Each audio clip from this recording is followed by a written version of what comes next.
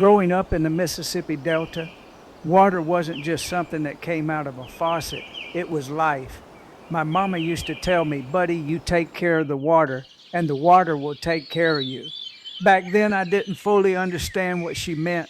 I just knew the river had a heartbeat and the land listened to it. Years later, when I moved up to the Ozarks, I felt that same heartbeat again. These hills, these springs, this clear as glass water, it reminded me of home, only quieter and somehow even more sacred. And the more I learned about our aquifer, the more I realized something important.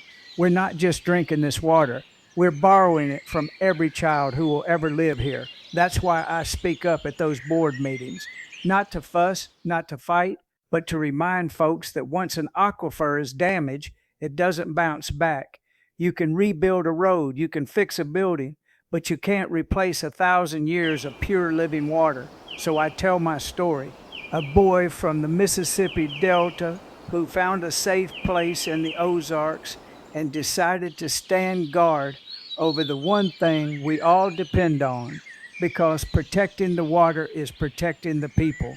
And that's a responsibility I'll never take lightly. Marshfield residents continue pushback on planned data center, May 11th, Webster County Commissioner meeting, 10 a.m. I'm sharing this because something happened out on Rifle Range Road, and most folks didn't hear about it until it was already done.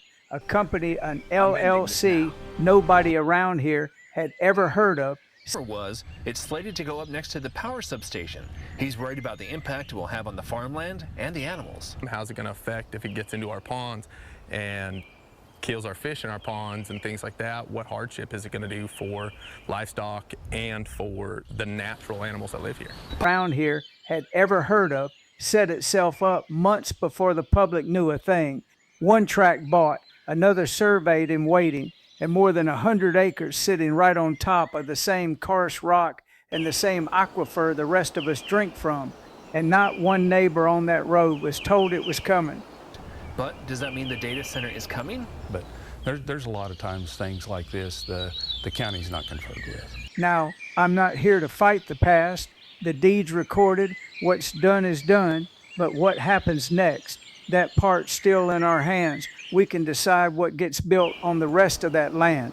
We can decide whether an industrial operation, one that might draw who knows how much water, owes this community a clear accounting before it ever turns on a pump. Commissioner Dale Fraker says he and the other commissioners didn't hear about the data center until just this morning when a Facebook post popped up. We've talked and conferred over this, and really it's news to us today too.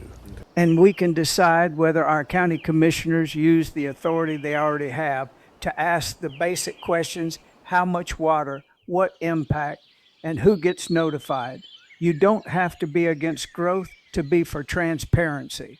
You don't have to be against a landowner selling their place to believe that industrial scale water use above a residential aquifer is something the whole community deserves to understand.